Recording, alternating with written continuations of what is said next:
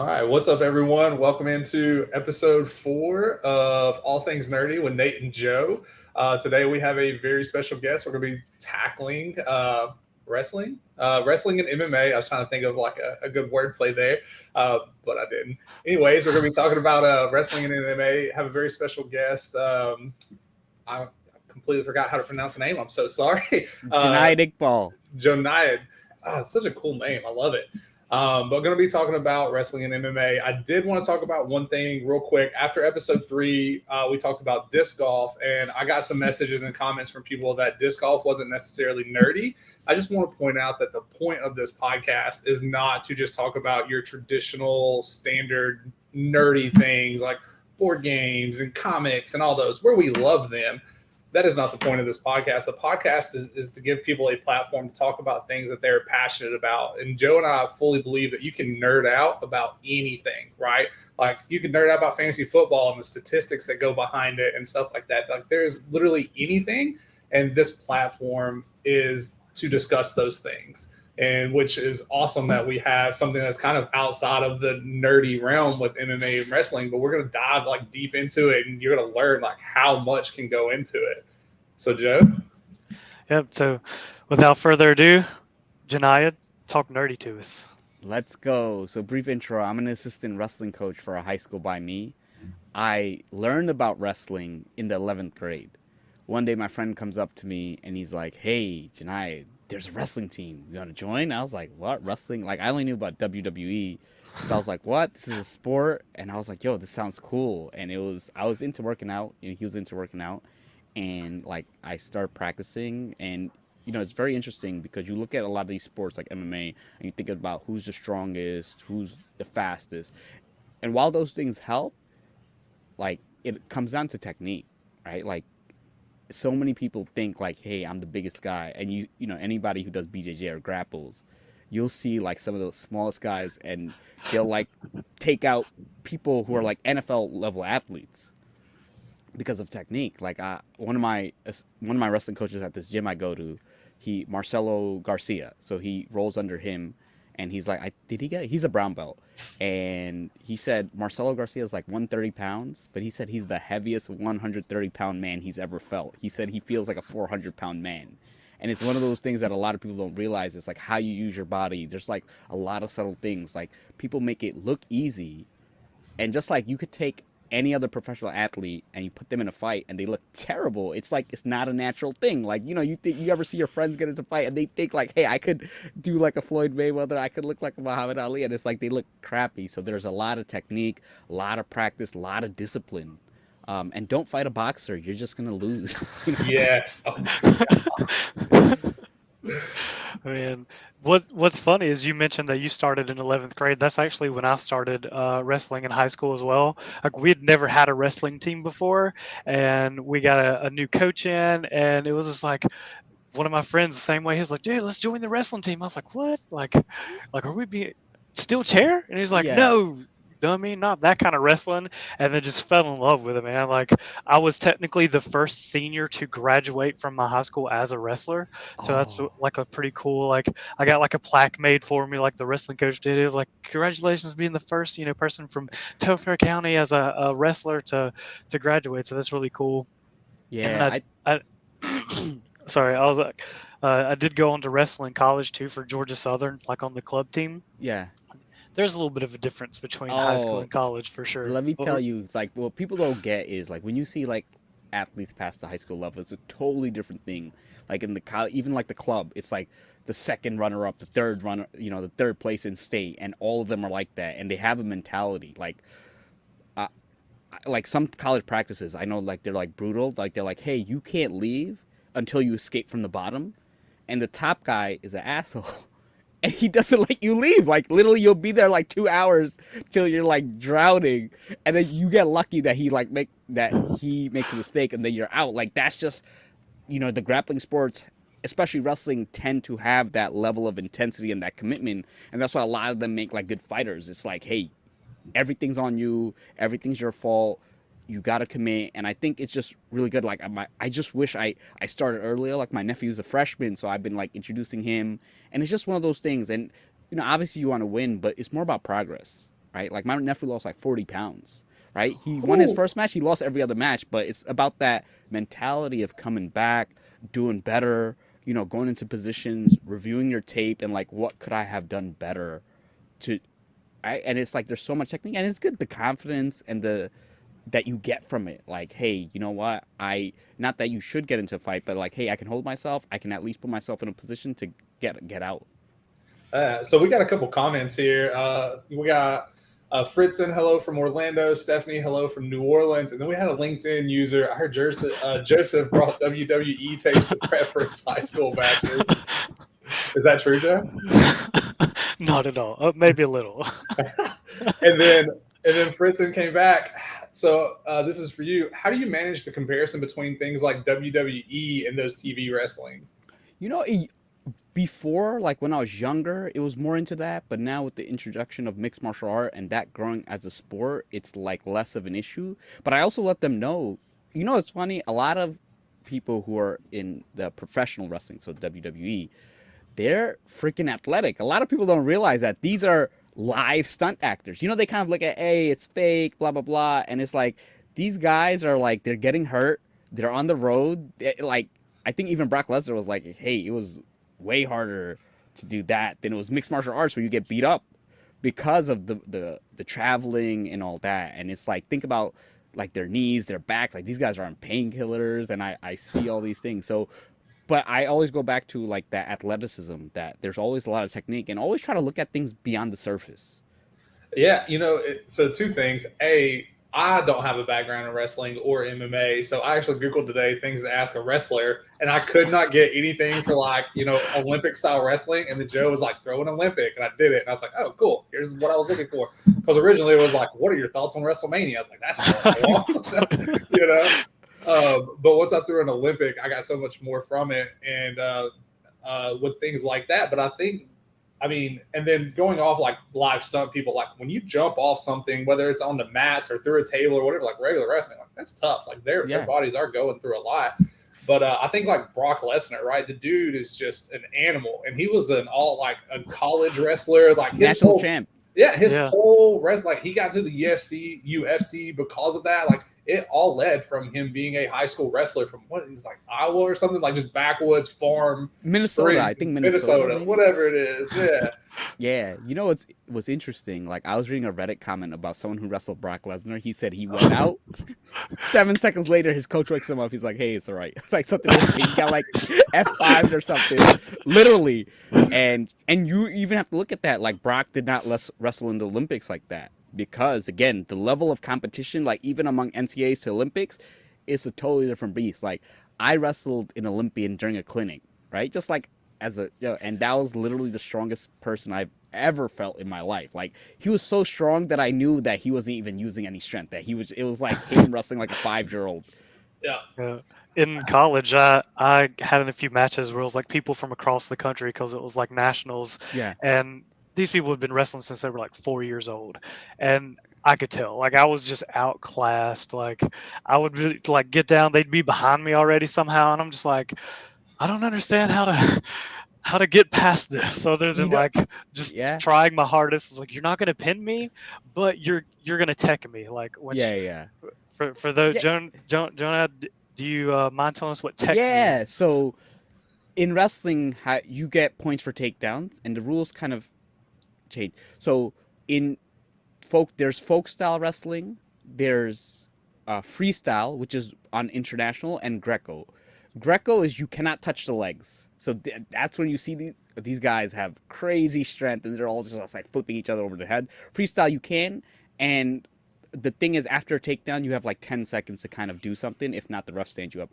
In folk style, which you see in the US and in college wrestling within the US, you can take someone down and you get 2 points. If they get up, they get 1 point. Or if someone takes you down and you reverse them, you get 2 points. And then there are points like if you pin someone, which means you get both their shoulders on the mat, you win, right? Or there are some moves where he's saying tech, like you don't want to get pinned. Like ideally, it's just like, hey, lose, but don't get pinned. Like that's just like, you know, like it's like the shoulder, like no, it's not going down. It's like don't get knocked out. Just at least last the fight. So especially at the college level, pins are just uncommon just because everybody knows it's like, hey, they know all the ways to get out. But you can also win a match if you're winning by 15 or more points than other person. So if you have a score of 20, you have a score of your opponent has 5, your ref will eliminate. So since you can't pin a lot of college guys and people who are really good, they'll do moves that will expose your back to the mat. So like let's say I know I can't pin you, it's called like tilts. Like I'll get close and then I'll just hold a position. And then in high school, if you hold someone for 3 seconds, you get 2 points. If you hold someone for 5 seconds, you get 3 points. In college, to make it more exciting, they made it if you hold them for 2 seconds, you get 2 points, and if you hold them for 4 seconds, you get 4 points, just to kind of make it because it's a low scoring sport. So this allows usually like if you're down 6-0, you're not gonna win against a good match. But now it just changes it. Like you take down someone, you get your thing, and then now it's a much more competitive, exciting match. So I think for wrestling, right, I think one of the biggest issues that it's facing, and I could be wrong, is exposure. Yeah. Right. Like I grew up in Alabama where I mean, I can tell you like where I grew up in Alabama, there were no wrestling teams, right? It wasn't a thing. We had football, baseball, basketball, and that was your life. That's all you had, you know? So how do you in your opinion, increase the exposure to wrestling? Yeah. So when I came, there was some billionaire who donated, and he literally started like 10, 11 new teams that year. And then the next year he started. So the city maybe had like 30 to 20 teams. Now it's like 60, Nice. right? To the point. So that's one thing. It's one of those things that is, you need to get like a lot of the parents involved. And the big issue, I'm going to tell you, it's really sad. We had a kid on the team. He had to quit. He lived 3 blocks away. His mom was like, I want him home before dark. So the big issue is a lot of parents are worried about injuries. Like I remember someone's like, "Oh, my kid looks like he's gonna get hurt." It's like it's not like they're punching each other in the face, and it's like pretty safe, and you learn all that. And look, the fact is like injuries can happen. I'm not saying they don't, but you have to kind of like, are you just gonna keep your kids at home? Like there are other issues, like you want them just playing video games all day. Like that has other impacts, right? You can't put them in a bubble, right? Yeah. Like even the 3 main sports that I mentioned, like let's take football for example, right? The risk of injury is high. That's way higher than wrestling too. That's the funny thing. Yeah. So like I know, so my wife is a teacher here in New Orleans, and like their kids, like up to a certain age, they play like flag football and stuff versus just murdering each other with pads all day.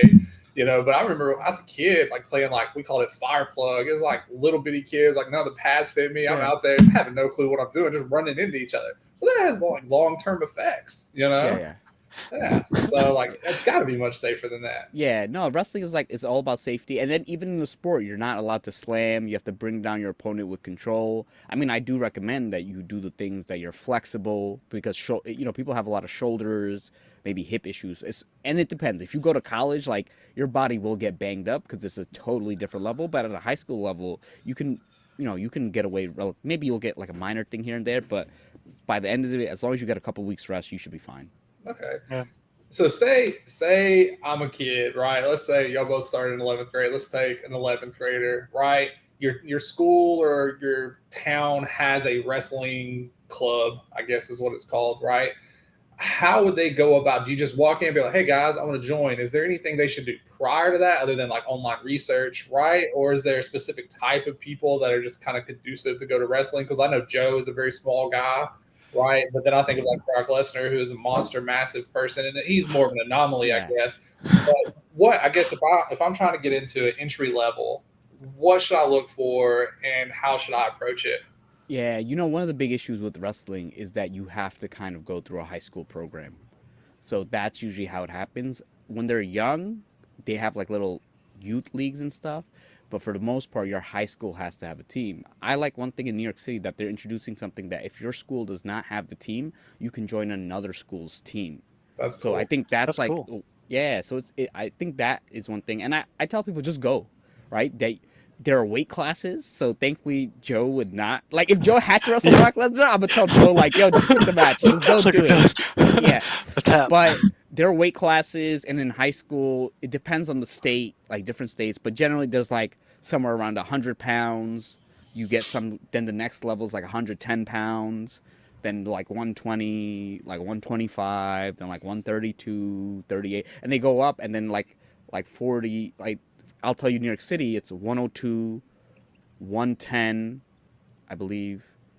Yeah, 110, 118, 126, 132, 38, 45, 52, 60, 72, 189, 215, and heavyweight. And these are the upper limits for the weight classes. Now, if you don't have anybody as an opponent in that weight class, do you wrestle up or do you wrestle down? No, Or do you just get the dub? No, you get the win. However, so in a team match, you get the win, but they'll adjust. Like, let's say we're going against a good team, and we know Joe is really good, and there's another person, they have a forfeit. They may bump the other person up, and there's a limit to how much you can bump. There's like a 2 weight class limit or something like that. Depending on the state, there's like safety things because you don't want someone going, super small, and they've changed things. So then we may have Joe go up, but you cannot go down because it's like, hey, that's the limit. You can go up, but you cannot go down. Right. And then we got another good question for you from Fritzen. What is one of your most embarrassing losses and one of your proudest victories? It's a good one. Okay, I'll share more than this answer asked. The most embarrassing one was definitely my first match. I lost my first match. I was ready, I was practicing, and the thing is, my coach left another school to come to our school, and the first match was against his old school. So we had to, and my coach is a crazy guy from the Bronx. Like, he's just like never happy. Like, you could like let's say I pinned an Olympian, he'd be like, oh, it's too long or something. He's like that kind of guy, just like the hardcore wrestling guy. I think maybe not that hardcore, but he's one of those. So I go and I'm like doing all right, and then I don't know, I made like some stupid mistake and I got pinned. So it was like my first match, and it was like, and my coach was like, you're a bum. I coached that kid. He's like, he wasn't even good. Look at him. It was just like nonstop. But thankfully, I beat him twice, and I beat him I beat him in dominating fashion. Like, I had to make it up, but it still sucks because, like, that first match, it's like, damn, I lost my first match. Like, I could have won it. And those things just burn you, haunt you for life. Yeah, and one of the ones that haunts me. There was this kid I lost to twice, right? And he was good, just strong kid. And the third time, I was like, yo, I can beat him. And then I took him down, had him on his back. He was a super explosive kid. So I was like, yes, I got it. And then I made a slight mistake. Like, I was perpendicular when I should have been parallel on the pin. And he flipped me over. And then I got pinned. And then it sucked because we lost that match by 1 match. So had I won, and so it's like, and I was captain of the team, so I was like, damn it. And it's like, I know I could beat him, but he got his 3 matches against me, and it's just one of those things that's, you make a mistake and it just costs you. So I would say my most embarrassing, we kind of mentioned it earlier, was my first tournament in college. I was wrestling a guy from UGA, and for those who don't know, Georgia Southern and UGA, they're not friends. Like the rivalry with each other. And the guy from UGA teched me. Oh, and just the defeat I felt coming off of that, I was just like, I know I will never forget this, and I will never, I will never let this moment live down in my memory ever again. So that'll definitely be my most embarrassing match. On the flip side of that, though, my most proudest match was in high school, where we had it was a team event where I had to wrestle up 2 weight classes. So I was 130, I was wrestling 145. I was out of my I was like, this guy's got 15 pounds on me because I only weighed 127 anyway. And he's cutting too, so he actually may have up to 20 pounds. Right, and he was cutting, so I get in there and just the match was on the line. It was we were tied up. It was literally if I lost this, our whole team lost. And I had him pinned in the middle of the mat at one point, and he literally just kind of picked me up and moved us to out of bounds. So they had to reset us. And at the reset, I just hit the gun, took him down and pinned him right there. And it was just the whole team rushed we got in trouble, but we rushed the mat. We're yeah, but it was just those are the kind of moments that just make wrestling so cool. Yeah. And then another match that I'm thinking about. So in the first year of wrestling, they had something called the Mayor's Cup. So I was in a rookie division, but these kids were not rookies. I knew it was not the first year of wrestling. It was and so I pinned I pinned my way through the tournament. So I got all straight pins. And in the last match, Nice. the kid was good. And I got the pin. Like he knew how to counter it. So I did it like a slow, specific way. And I got the pin. And that was definitely like something that I'm just really proud of. Uh, Like, let's go. I don't have any of those stories, but for the listeners out there, so one of my most embarrassing losses is so Joe and I here, we're friends in real life. Joe's like a brother to me. I love the guy. He invites me to go to like this Krav Maga class or some nonsense. I'm a big guy. I'm a heavy guy, right? Me and Joe, we're sparring. I'm holding my own. It's fine. It's not pretty by any means, right? And then this dude, he lays down. I'm like, oh, I got this, right? I'm just gonna lay on him. It's no issue. Within seconds, I was like twisted up like a pretzel. Now this isn't wrestling, but this is the only story I had to go with it, right?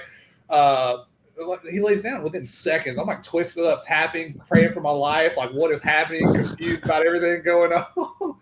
So it goes to your point that like how small and stuff people are is not a way to judge or like to size someone up. Like Joe could easily whoop me on anything to do with any kind of combat sport, whether it be wrestling, whether it be MMA. I stand no chance in the world, right? So it's kind of crazy to think about that. Yeah, no, and I had Demetrius Johnson on my podcast. So he's one of the top 5 fighters of all time, and he's a little guy, right? Like he fights at 135, and people think like, oh, little guys. It's like, yo, training anything specific. It's like you think you could program because hey, I saw something on YouTube, and it's like different once you actually get into it. There are a lot of intricacies, and these guys are so they're not even thinking. Like I was reading something about like a boxing gym, like how these top boxers know is they'll see your forearms tense up and they know a punch is coming, right? They'll look at like the veins in your calf, like they'll do that stuff, and you think like, hey, this is just punching. It's like, no, they're knowing, like, how do you think these boxers counter? It's not like they're reacting. They know, okay, this is a traditional combo, he's leading with this, and as the fight goes, they're like, hey, this person is dipping my head, and they'll adjust their strategies, and it goes so deep. And the thing is, you have to like watch some things in slow motion to truly appreciate it. And then like if you ever see those fight breakdowns with guys from YouTube, they'll say, hey, in the first round doing XYZ, look in the second round. And it's like an evolution of the story. And it's like people got to really think about that it's not just like people swinging haymakers, because trust me, it just doesn't work. Yeah, so much more like technique and just patience and just knowing, right? Like if you've never been hit in the face, like you don't know what your chin's going to do or what you're going to do if you ever catch a hand. Now amplify that, right? Versus your county bully or whatever it is, right? Take somebody who's been training their whole life and let them hit you in the face. It's completely different. It's not the same. Night and day difference. And then there's a lot of things, even how to take a hit. Can you see it? Can you roll with the punch?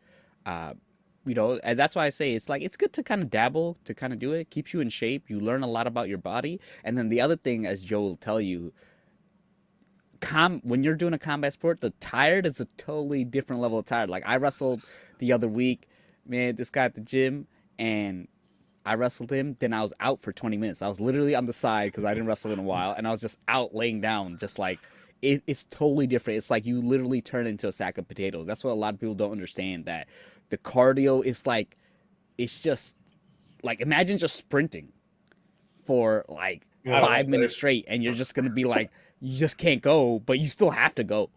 Yeah, nah, I don't want to think about that. I do have a question for you, something I've never understood. So starting positions in wrestling, what determines it? Is there an advantageous position? What is it, like top, bottom? I don't know. So what is the point? I mean, I get the point between top, bottom, right? One's got to be, can't both be tops. So like, what is there an advantageous position? And then kind of where did the top, bottom come from? Like, explain that to me. So you always start both people standing up in the beginning of the match. So, and then whoever gets taken down. Then let's say you go out of bounds, you'll reset. So if you took someone down, they went out of bounds, you're going to reset. And the person who had control is on top, and then you had bottom. Now, usually after the first period, the ref flips a coin, depending on the color, red or green choose. Now you can defer your choice, so then you get the choice third period. So someone gets the choice second period, the other person gets the choice third period. Now, you can choose top, bottom, or neutral. Now, most of the times, if you're good, you will choose bottom, because most of the time you're trained enough to get an escape. Top, if like you suck or it's like Hail Mary, you'll choose top. It's like most of the time it's very not that you have to suck, but strategically it's like you have to turn them or pin them to win the match. So you'd rather it's harder to score points, especially on good guys. So it doesn't happen, right? But again, it's going to depend on the match. Like there were some good people who chose top, but again, it really depends how the match is, what your fitness level is. So if most people choose bottom, you get a free point. If you reverse him, you get 2 points. Because if you reverse him and you take him down, then you get 3 points, right? And then some people will choose neutral, like, hey, I know I'm good at takedowns. Maybe this guy is super good. Like there's some guys in college, like you get under them, it's impossible to get out. So you gotta basically choose. And then like the kid who got 8th in state, what happened was he'd always choose bottom and he'd get out, right? Kids who chose bottom, they were punished because they couldn't get out. So then when he would wrestle some good kids, they were kind of stuck. Like, hey, I can't choose top, he's gonna get out. I can't choose bottom because he's gonna just, keep turning me over. I can't get out. I gotta choose neutral. So it's more about a chess match and trying to figure out what am I good at, what is my opponent good at, what are my energy levels, and let me figure this out. And you have to think about the score, right? Like you're down 15 to 3. You didn't take the guy down. You couldn't get out. You know what? You might as well choose top, right? It's a Hail Mary kind of thing. You have to try to get those close points. God. Looks like yep. Fritzen has another question for us. How do you encourage people to look past the uniform for wrestling in high school? That is one thing that I noticed was the teasing for people in wrestling due to the uniform. Yeah, so now wrestling's become more inclusive. They allow like having the compression shirts and shorts. So you could have like a loose, like this type of shirt, just half sleeves and like shorts. So they're doing that. And I think that's good. Like, obviously I'd say go for the singlet, but I understand like kids are going through a lot. And if they're, whatever gets more participation, I want, right? So if it gets people who are not in this shape, because the thing is, I've seen kids who come in, lose 30 to 50 pounds, right? They lose a lot of weight. And it's like, I don't want someone not joining it because of what they have to wear. I think now society in general has just become more inclusive about that. Like it's not as big a deal. But I remember back in the day, it's like, oh, you're gay, you're this, you're that. It's like so gay. But now it's like less of an issue, which I think is good. But yeah, I've seen just more people be open to it. But honestly, I tell you, like there's some like really chubby kids who do it and they rock it well. And it's like, trust me, just go out there, you'll be all right. Yeah, just do it. Yeah. So we are running short on time, and I want to be cognizant of that. I know you have we're central. I know you have a 2. I have a 2 as well. So we're going to have to dip. I would love to see your shirt. You want to show it off real quick? So this is my proudest moment. So since he got into state, so he won cities in New York City. So I got this shirt that the coaches made like this. Let's go. And then the back has you see it has the names and stuff. So definitely something, I was like, let me wear it for the podcast and all that. So it's like, I like having the things that I walk away. I still have my high school singlet. I want to lose some weight. So I look okay in it, but I want to lose some weight. So I look like, like the chiseled people on TV. Look like a Greek god. Oh, it looks like we do have one last question. Let's go. Put it up there. Yeah. Stephanie Leon, do you have any suggestions on entry points for adults looking to get into close combat sports? Yeah, I would say check out your local gym. Like, you can go into boxing, kickboxing, jiu-jitsu. And I think it's good to just dabble. Like, it's just good. It's good fitness, good just confidence and self-defense. You get a good community. I say like BJJ is like pretty good for a hobbyist. Like I think one thing that hurts wrestling is it's not a good hobbyist sport. Like wrestlers just have like I'm just go all out. And, you gotta commit. Like, hey, look, I'm doing this after work. Let's not kill each other. But I do think that's something that wrestling can be a bit better about. It's just like having that so that more people can casually do it. But yeah, that's one of the best ways. And then you kind of sing. And then the beauty is you could do whatever you want. I do think it's good to do a little bit of different things and then stick to the one that you like the most, right? There's nothing wrong with preferring one or the other. Just stick to it and you'll enjoy and you'll meet the other thing. And I think it's just like self-defense. It just really helps. That not that you have to use it, but you kind of are more confident in saying no, right? Even the confidence thing, hey, get away, stop that, makes a big difference. Awesome. Well, we are running out of time. We are vibing. I would love to have you back at some point if you ever want to join. Of course. I wish we had more time. I hate the fact that I'm having to next time we'll schedule more time. Like I won't do it in the middle of things. We'll do it. Or I won't schedule something at 3. Yeah. Awesome. But we'll let you run, man. Thank you so much to all our viewers out there for checking it out. Hold on, we have one. Oh, for kiddos, I can recommend Tiger Rock Martial Arts here in the South. There you go. Okay. That's There you from go. James. But dude, thank you so much for taking the time to talk with us. I can tell how passionate and how much you love this stuff. But we'll definitely reach out and maybe we can get you back on here. I feel like Yeah, you got let's so go. Let's much make more it to happen. share. I have more got so much. questions. All right, I got answers. All right, see you. All right.